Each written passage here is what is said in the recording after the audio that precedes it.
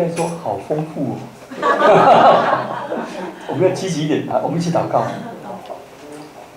主，我们感谢你，今天是将临期第3主日，是一个充满欢喜、迎接主来的日子。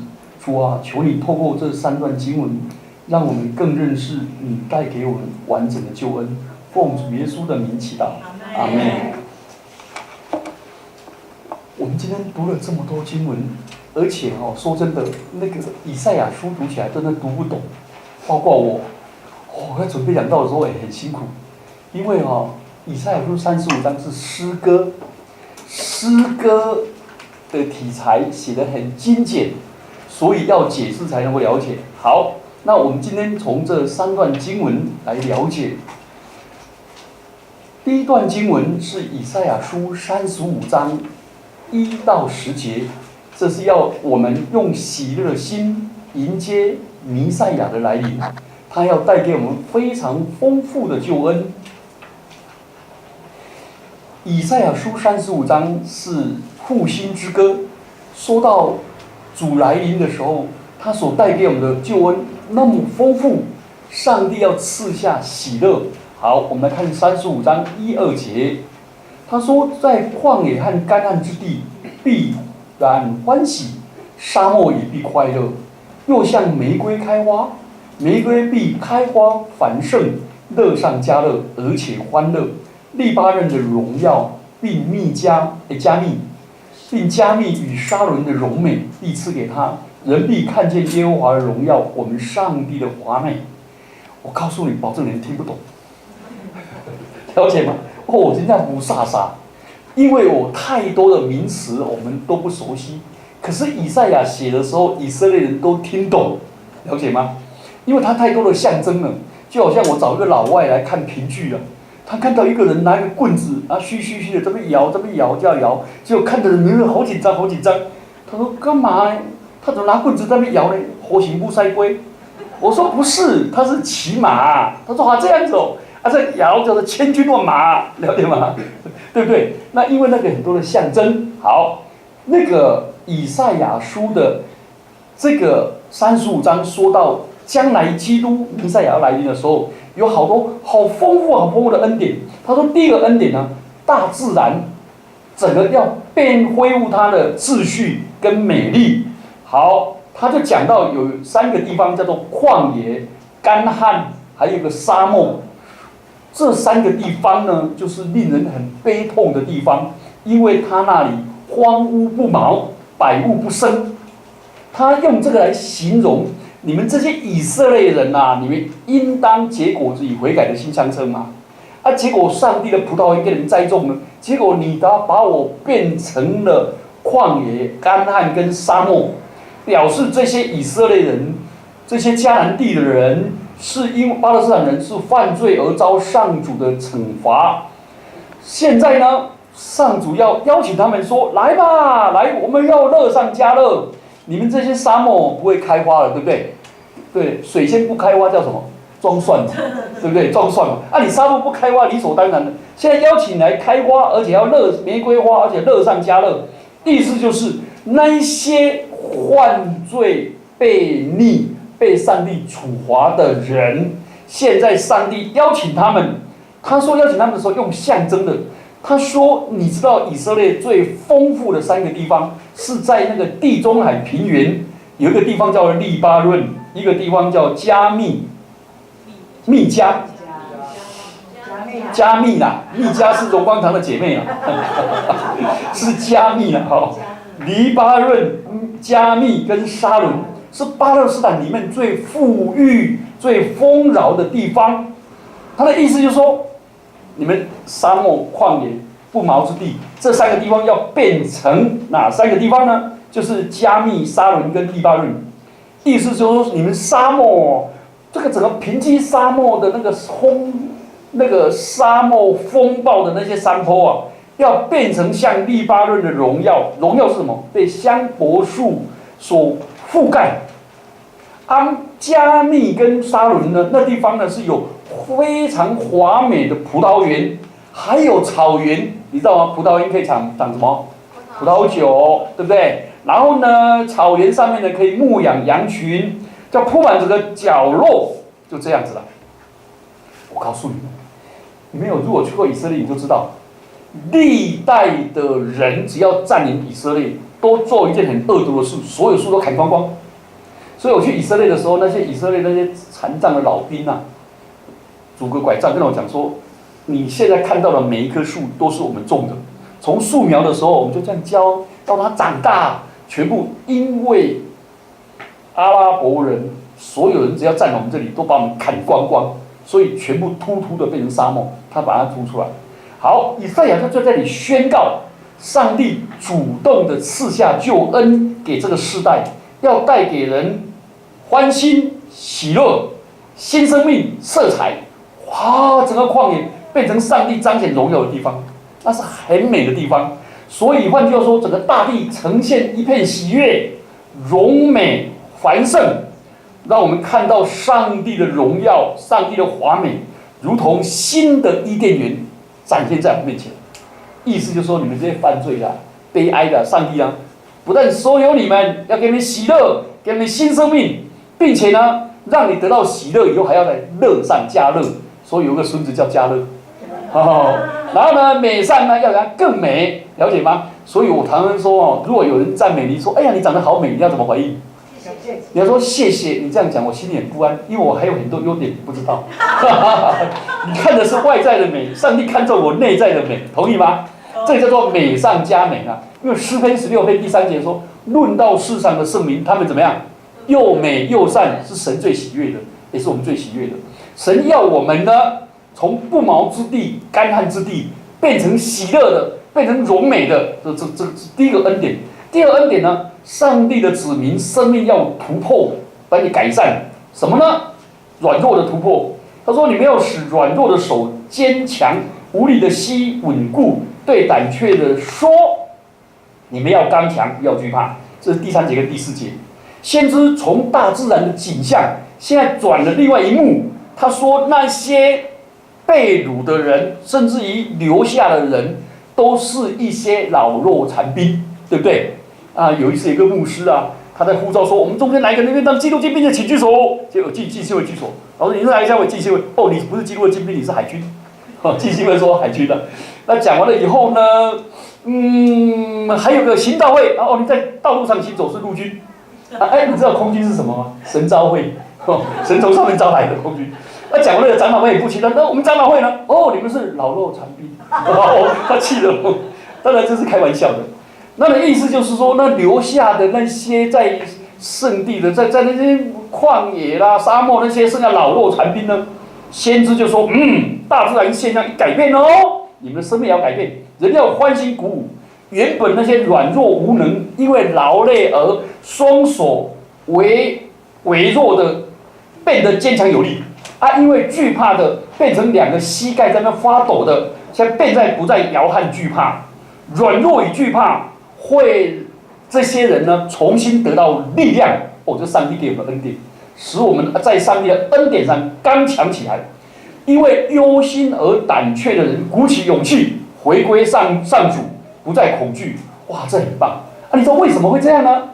他新闻就讲了：看你的上帝必来报仇，将来施行极大的报应。这两个翻译虽然我们实在不太懂，意思就是上帝要呼召我们得新生命，上帝要呼召我们刚强壮胆。但是你如果愚顽不肯信主，信赖上帝的恩典，上帝对你这些刚硬的人要报复了。对于那些遵守盟约的人，你虽然承认软弱，你愿意得到这个救恩，上帝对你这些忠心的人就施以恒久的爱来报答你，那个也叫做报仇，是酬劳的酬，了解吗？前面是报仇，是仇敌的仇上帝的恩典对于不信的人成为他的审判，上帝的福音对信的人成为他的救恩。所以在这里就是他们说：哎呀，你不要喜乐，上帝用恒久的爱你们，你们就重新亲自要下来拯救你们。哇，这好美啊！我们人都活在软弱痛苦，对不对？环境不好，软弱又不好。那第3个，他说所有残障的人会神迹性的恢复，那时候瞎子的眼睛必睁开，聋子的耳朵必开通。那时候瘸子必跳跃像鹿，哑巴的舌头必能唱歌。在旷野必有水发出，在沙漠必有河涌流。这两个好像不太搭调，搭不起来。原因是什么？瞎子看见，耳朵那个聋子听开通，然后怎么是沙漠有水呢？其实这两个是这样衔接的，因为我们知道那个太多的象征了嘛，对不对？象征我们要了解象征的语言。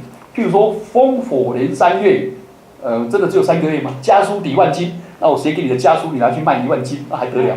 哦，那个都是形容很珍贵的哈。好，所以这些身体，意思说这些身体得到痊愈的人，其实在意表他的灵魂得到康健，这在以赛亚书29章18节、32章3到4节都提到。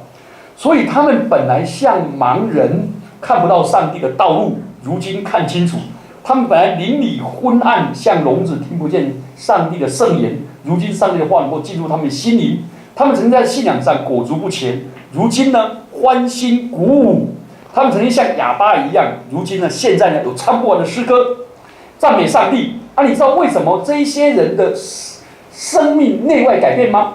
因为有水发出，沙漠有河流涌出。那第6节，那水呢，当然是指着象征以赛亚书讲到水就是救恩的泉源呐，那是指的新出埃及那个神奇的水啦。意思说那个水，因为上帝的救恩一临到当然这水也可以代表上帝的话或者上帝的灵就这样的什么生命的改变。所以耶稣基督呢，就用这一些话来证明他自己就是弥赛亚。人相信日后若有这个神迹一出现，他们就说哇，这是新的纪元来到了，是弥赛亚来临了这样子。好，第3个，整个物质呢变成丰富起来，那什么意思呢？来，我们读第7节第7节读不懂。他说发光的沙或溢圣罗要变为水池，干渴的地要变为泉源，在野果躺卧之处必有青草、芦苇跟蒲草。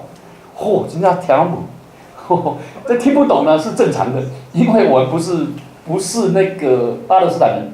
他的意思就是说，这个救恩的泉源要来的时候呢，把那些发光，其实就是滚热烫的沙会变成绿洲了。你们有没有在发烫的沙站过？我小时候在乡下，那个真的发烫，尤其那个柏油路我们走路到学校我要走2公里的，一路用跳舞的，因为柏油软嘛，烫到软掉，然后一边走一边跳，一边走一边跳，真的好快乐。烫到那个卡底有够搓。他说救恩的泉源要把这热烫的发光的沙变成绿洲，了解吗？那些暂时使人有小确幸，暂时精神一爽的，然后呢，最后你会失望的那些海市蜃楼要变成水池跟泉源，这是好美沙变泉源。所以那个野狗躺卧的地方那个地方意思就是说，没人来加卡搞了，没有人住了，没有人烟了，所以剩下野狗在那边然后上帝的去吹干燥的草呢，变成耐寒的芦苇跟蒲草，那是造船的材料。意思说整个经济整个都改变，整个那个环境都改变，那是好美好美的地方。然后最后呢，他说第8节，被掳的人会沿着圣路回到锡安，在那里必有一条大道为圣路，污秽的人不得经过，必专为赎民行走，行走人虽愚昧，也不至于失迷。他说那些被掳的分散到全世界各地的人，最后他们自由安全的以洁净的沿着一条特别建造的大路，又直又平坦的大道，清清楚楚的有标示，而且没有拦阻，所以任何再怎么愚蠢或者无知的人呢，或者盲人跟瘸腿都不会走错走得那么好，而且直通到锡安。这里的意思就是以后所有人都可以直接认识上帝透过耶稣基督这条圣路可以认识上帝，而且呢，那个地方有保障，没有狮子，也没有猛兽，也不登这条路。意思就是野兽不会走近，意思就是所有走这条路的人都受保护。正如52章12节所说的，上帝是在做先锋引导我们，上帝也在背后为来帮助我们。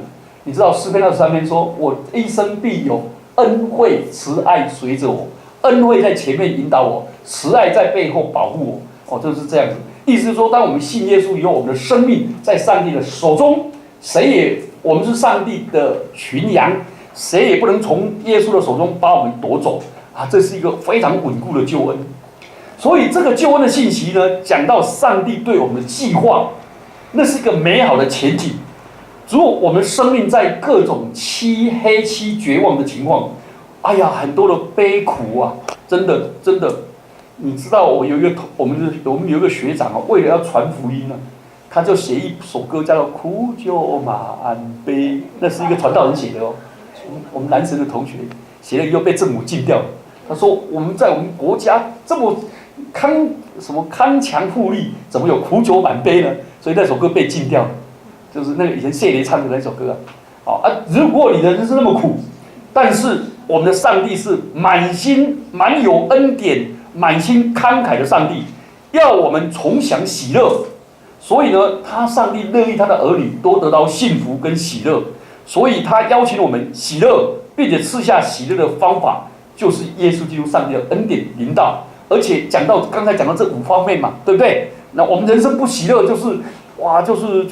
就大环境不好啊，什么的这些东西，上帝都全部帮助我们改变。好，这么大的喜乐，上帝要突破一切的限制，赐下天上无穷的复原，然后带来极大的福乐，好带给我们。可是我们现在都没有得到。你有没有发现我们基督徒都蛮辛苦的？是什么呢？我们里面有得救的生命啊，每个人都信主的，对不对？得救的生命，但是我们不见得有得胜的生活啊，对不对？这外面都没办法得胜，该做的做不出来，不该做的反去做。好，所以呢，雅各书就教导我们，我们看雅各书5章7到11节，就教导我们忍耐等候基督的恩典来临。好，在这里呢，第7节到第8节说：“弟兄们，你们要忍耐，直到主来。看啊，农夫忍耐等候他地宝贵的出产，直到得了秋雨春雨。你们也当忍耐，坚固你们的心，因为主来的日子近了。”我们刚才以赛亚书给我们描画的这么美，然后我们的生活实际上又达不到。其实我们要忍耐的意思，直到再来，意思是什么意思呢？他说，其实这是根据5章1到6节啦。上帝会惩罚那些欺压我们的人，信徒必须忍耐，主来临为我们伸冤。忍耐的意思是以坚忍刚毅的态度面对我们的困境，而且是稳固来持守信心，面对我们所遇到的试探跟试炼。我们等候主再来，一面等候，一面积极的跟罪恶抗争搏斗。所以圣雅各在这里鼓励我们忍耐，直到主再来，意思就是要操练我们的信心，期望主的来临，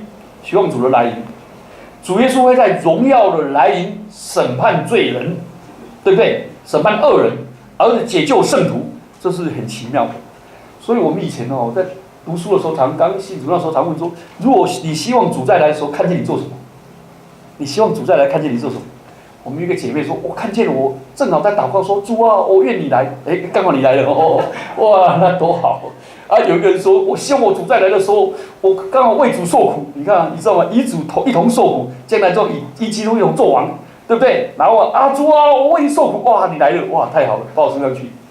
那我们有一个弟兄说：我希望主来的时候那时候主要我做什么就那时候做什么。如果那时候要我睡觉，就好好睡觉，了解吗？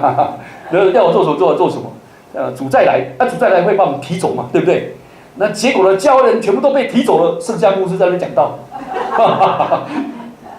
那就糟糕了。所以在这里说，我们要忍耐，等到主来。好，他有提到忍耐的典范是农夫。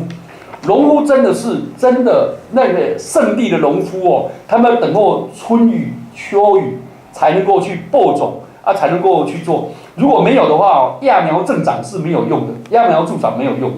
他们等候那个滋润土地，然后田地才有丰收。所以呢，提到这个就是要坚忍。他用这个例子来提到我们每一个基督徒。好，接着我们看第9节，他叫我们忍耐，不只是对整个环境忍耐，我们对弟兄姐妹也要忍耐。好，请看第9节，他说：“弟兄们，你们不要彼此埋怨，免得受审判。看哪，审判的主站在门前了。”这跟容忍弟兄姐妹跟主来有什么关系？有，他说我们要用忍耐恩慈来对待我们的弟兄姐妹，对不对？有没有？圣经上有没有说爱训的爱？第一个爱训的第一个叫什么？爱是什么？恒久忍耐，又有恩慈，了解吗？你看我那个，你知道林继伯传道他结婚多久了？45年了，45年了，对不对？啊，我就跟他讲说，哎，45吗？不止，快50了吗？哦，他如果50的时候呢，金婚我们就为他庆祝，你知道吗？爱是恒久忍耐，我们恭喜他忍耐50年。他说没有啦，我是享受50年啦，他是享受50年，不是忍耐50年啦，他在开玩笑。所以那个爱是恒久忍耐的意思，不是他妈干枯结果啊！哎呀，我心忍就是心智上面有一把刀嘛，不是这个意思。忍耐的意思是我坚持到底，了解吗？爱是恒久忍耐，又有恩慈，就是我坚持到底，做有恩慈的事，我用恩慈来对待你，坚持到底，解决我们婚姻的问题，然后我们永远开创新局，坚持到底是这个意思啊！不是我哎呦，我多，对不对？我多都吵掉你啊！啊，我是变状，有没有这种？不是无可奈何的啦，不是在那边啦，而是坚持用做美善的事啊，就是这样。所以忍耐对待我们的弟兄姐妹呢，也是这样子。其实人哦，在高压状态之下遇到的挫折难处，我们很痛苦，那是别人教我们的，那我们就最喜欢拿我们的痛苦就去惩罚我们最亲密的人，同意吗？对不对？请问你发牢骚，你敢跟老板吗？敢跟朋友吗？都不敢了，对不对？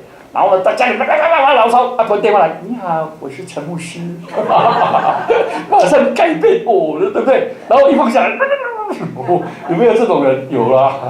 所以我们都对自己人抱怨、唠叨、互相责怪，对不对？啊，内心看破触逼，听懂台语吗？我写了人都死鬼来，我都没死啊，不爱帮忙，这又帮不了忙，类似这种的。所以呢，把别人犯的错拿来惩罚自己，然后惩罚自己最亲密的人。雅各就是告诉我们说，不要玩这个游戏啊，同意吗？别人犯错，你惩罚你自己，你对自己公平不公平？啊，别人犯错，你去惩罚你的太太，公平不公平？啊，公不公平嘛？不需要嘛。我们要恩慈相待嘛，对不对？我们对传道人、对弟兄姐妹，我们都彼此恩慈相待嘛。这里是这样。好，他讲到忍耐的典范，就想先知。他说，先知也是受过各种痛苦跟磨难，忍耐等候上帝的圣言，去感化他的选民，好使他们悔改。所以这里让我们学习众先知这样子。所以耶稣也告诉我们，忍耐到底就必得救。好，忍耐的还有一个典范是约伯，哇，这约伯是旧约的人物了哈。啊，大家如果不熟的话没关系。约伯这个戏剧性的一生，他激昂的反抗那些临到他的不幸。真的，我们不要做一个好人在家里叹气，啊，坏人在台上唱戏。有没有听过这句话？啊，好心的倒咧个，啊，恶心的地王无。啊，歹人伫厝咧，歹人伫迄边在搬伊，啊，好处伫厝，好人伫厝咧偷窥。啊，那约伯不是，他抗争，结果呢，他说了许多激愤的话，值得嘉许。但是约伯呢，虽然身遭变故，肝肠寸断，内心矛盾，他对上帝的信心始终如一。他说：“他必杀我，我虽无指望，然而我在他面前也要辨明我所行的。”约伯记13章15节。现今我在天有我的见证，在天有我的中保。约伯记16章19节。他说：“我知道我的救赎主活着。”约伯记19章25节。他不是不闻不问的、盲目的那边做一个奴性的顺民，相反，他挣扎，他质疑，他有时候甚至公然反抗，但是他炽热的信心仍然不受影响。所以，当一切过去以后，当他的疑难、灾难、痛苦过去以后，你会发现他信心更坚强。这里要我们的学习这个，学习他坚强到底。好，这样谈完了以后，我们就开始来谈耶稣基督，他也在他来临的时候，他也遇到他怎么忍耐。好，耶稣又做见证。好，我们来谈到今天的背景是约翰被奸计而疑惑耶稣，在耶稣公开传道的时候，那个施洗约翰已经被监狱了。然后马太福音14章第3到4节才提到他怎么被捕，因为那个施洗约翰这个人，他的嘴巴不甜，他不贬义自身他不贬义真理来迁就他人，他也不为目睹罪恶而不斥责，他毫无畏惧，不顾自身的安危去说话。为什么？当时加利利的分封王西律安提帕，他到罗马探望他的哥哥，结果呢，就勾引他的嫂嫂，就把他嫂嫂勾引离家出走，然后回家就跟他太太离婚，离婚以后就跟他嫂嫂结婚。约翰，他希望约翰为他证婚，了解吗？哇，那约翰证婚的话，有约翰背书，那个先知那多好啊！有人找我证婚，如果他勾引人，然后跟他嫂嫂结婚，你说我要不要帮他证婚啊？我当然不可能啊，了解吗？借荣光堂呢，我不可以啊，了解吗？借那个凤山卫城，我也不可以啊，了解吗？就这样子所以他就遭入这个东方暴君的报复，把他囚在死海的山路当中。他这样做，他容神给义人，但是人家不觉得不领情，所以约翰的遭遇其实是很不幸。他从小生活在旷野，他终日在旷野受尽清风拂面、穹苍为乌的生活，如今却在那个不到1坪的土地，在那里变成笼中鸟，他苦恼很难过，所以他就怀疑耶稣基督真的是弥赛亚吗？耶稣真的弥赛亚吗？因为他宣告嘛，在他后来有一位比他更强的嘛，对不对？他要用圣灵与火施洗嘛，所以他是上帝具体审判的执行者嘛。马太福音3章11节跟12节，结果我看到耶稣的作为，怎么也不像，跟约翰的期待不一样。你看，耶稣不够铁面无情，不够严厉威武，对不对？弥赛亚要把火带到各地，那个强大的弥赛亚是审判人的弥赛亚。结果听到耶稣呢，却不是那么强有力，也没有法官的严峻，而是怜悯人，很善良的接纳所有人，怎么是这样呢？所以约翰等得不耐烦了，了解吗？因为耶稣不是他所期待的，他整天盼望严厉天谴的人，结果呢？如果我们人是盼望上帝就这样惩罚的人，我们永远对耶稣感到失望。真的，耶稣不是这样的人。好，请问施洗约翰是耶稣的先锋，竟然敢在众人面前，你知道吗？他本来是驱逐舰，现在变成敌人的补给舰，倒戈过来，请问情何以堪啊？你是耶稣要怎么办？对不对？你是耶稣呢，众人面前质疑你，然后羞辱你，然后贬义你，说你到底是谁？我们换别人啊，了解吗？这样的时候，你看那耶稣基督怎么怎么面对约翰的羞辱跟贬义，这个很精彩哦。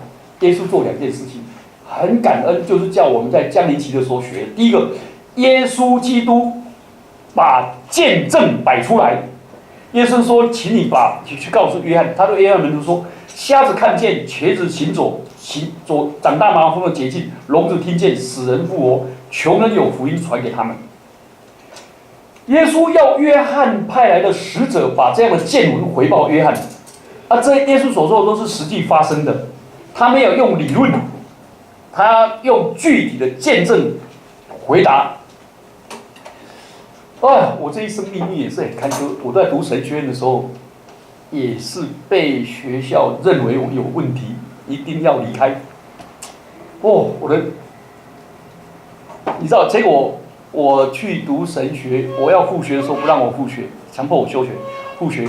然后呢，我毕业的时候，我跟他们讲说，我用我一生的见证来证明你们，我的见证，我的牧会，我的婚姻，我的家庭，来证明你们都错了。这样了解？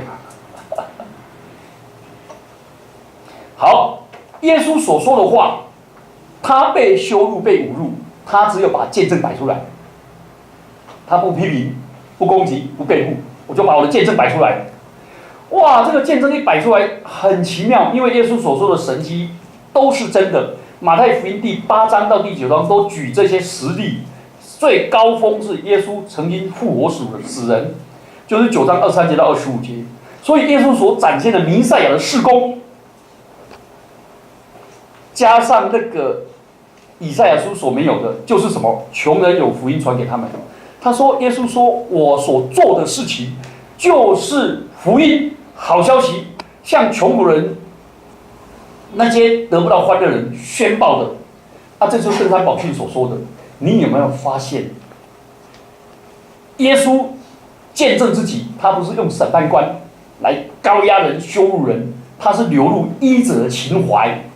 所以他所强调不是审判、惩罚，而是救恩的喜乐。耶稣所带来的福音是，他认为我带来的福音不是黑暗阴沉的，而是光明爽朗的。所以耶稣所行的神迹都做见证。所以我们的教会的讲台应该让弟兄姐妹每次带着愁苦进来，能够变成转苦为喜呀，了解吗？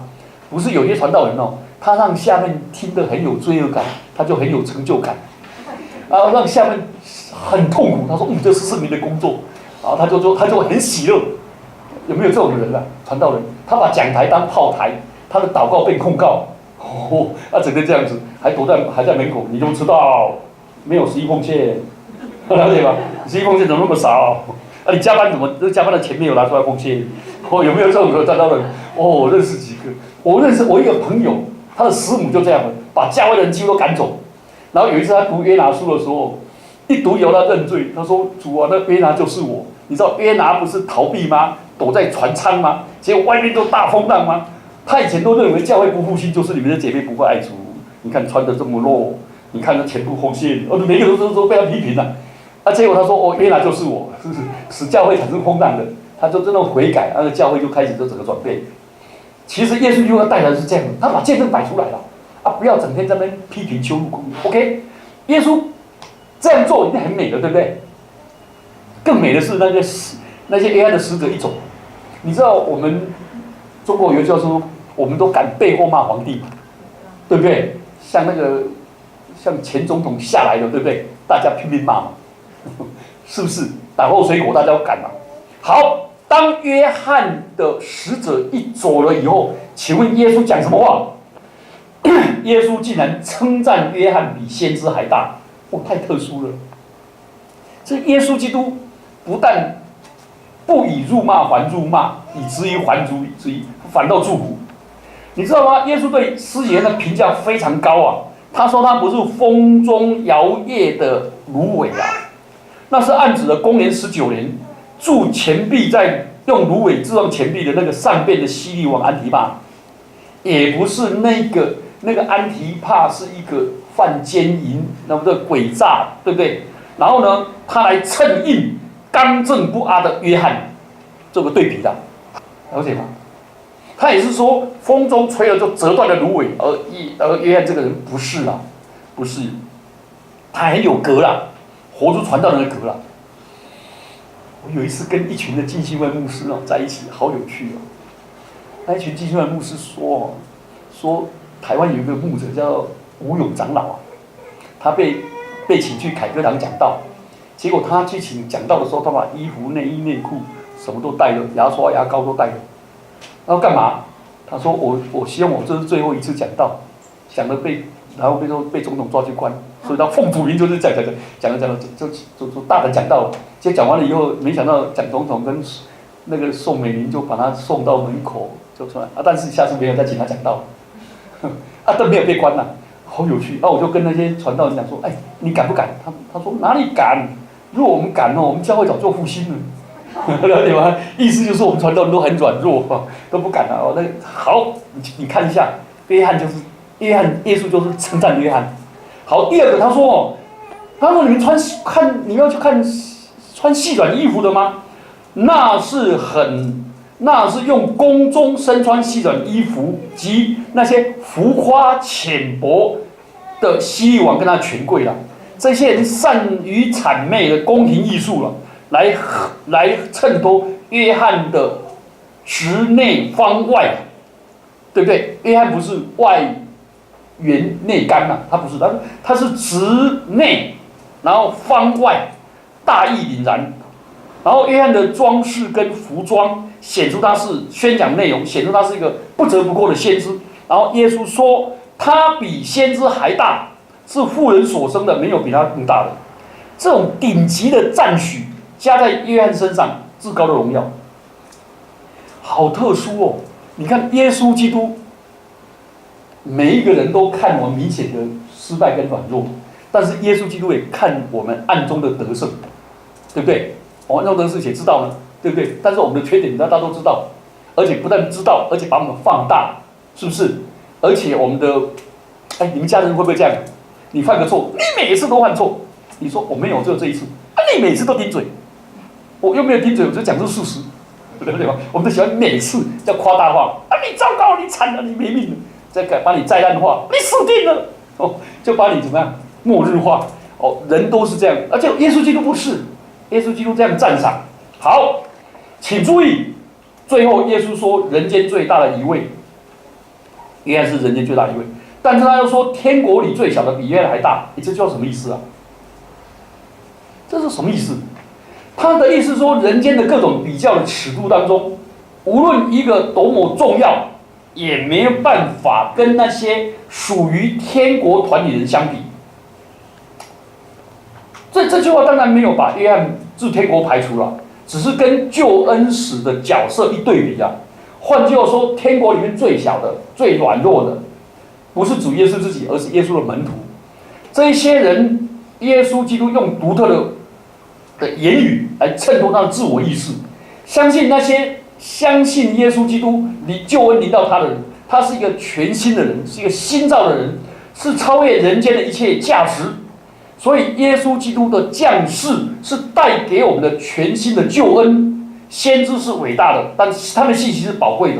但是，耶稣基督带来更伟大的事物、更奇妙的信息啊，就这样。所以我们每一个基督徒都会觉得自己，哎呀，我领受了耶稣基督的救恩，哇，我这多么感恩，我的地位这么尊贵，对不对？我成为上帝的儿女嘛，对不对？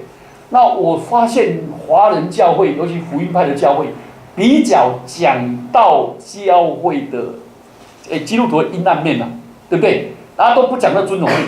来，你们有没有听过保罗一信主10年后，他说：“我是所有使徒中最小的，我是所有使徒中最小的，有没有？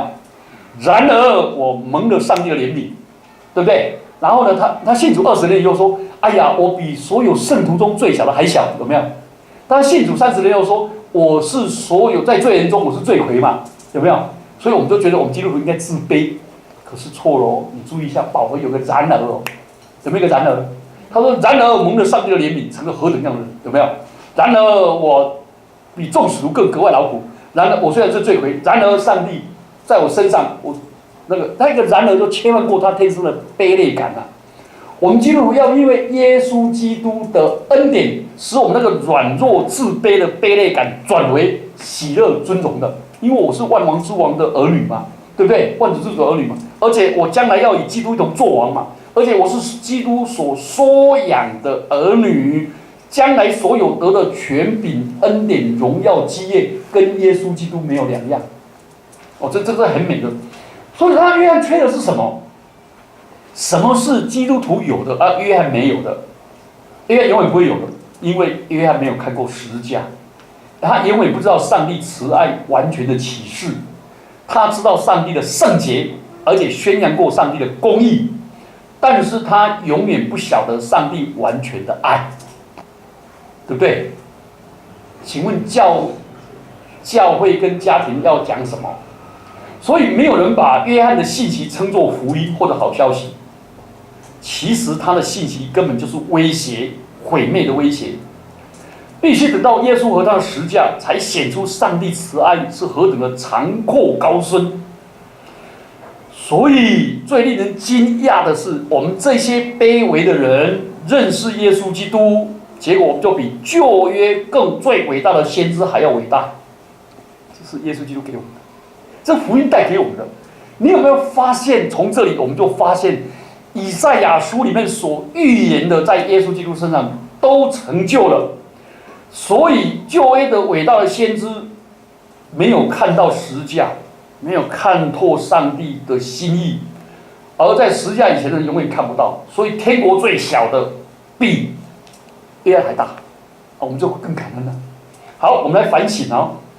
约翰在监狱里面听到有关耶稣的传闻，对耶稣的身份开始质疑。然后呢，他对那个更强者，那再有以后来的比我还大的那更的强者的认识不完全，他必须修正。那约翰的经验对今天的基督徒来讲有很深刻的意义。那教导我们对耶稣的认识要不断的晋升，我们对上帝的儿子要完全的开放，接受耶稣基督的纠正跟教导，接受耶稣基督的启示，而不断的更新我们对他的认识而相信。所以约翰宣讲一个审判的上帝，而耶稣的言行所启示是一个爱的上帝。约翰呼召人悔改，迎接降临的上帝。耶稣却用言语显出天国已经来到人间。所以约翰的地位极其重要，很重要。但是更重要的是成为耶稣基督的门徒，这是进入天国的条件。我们一起低头祷告。主，我们感谢你，因为你在以赛亚书给我们打开你那么恩典那么丰富那么慷慨，你要改变我们的大自然环境，也要改变我们内心的软弱，更要改变我们整个残缺的身体。你也要给我们一条道路，回归到耶稣基督的身上。主啊，我们感谢你，你给我们丰盛的救恩，你也透过先知约伯、农夫，要我们学习忍耐等候。亲爱的主，我们更感谢你，透过耶稣基督，我们已经得到这样的救恩。透过耶稣基督爱的福音，主啊，我们愿意接受耶稣基督的信息，让我们真正的悔改，并且领受耶稣基督的爱。愿主你的恩典满满的在降临期的时候充满我们，使我们用喜乐的心来接待。奉基督耶稣的名祈祷，阿们。我们来唱。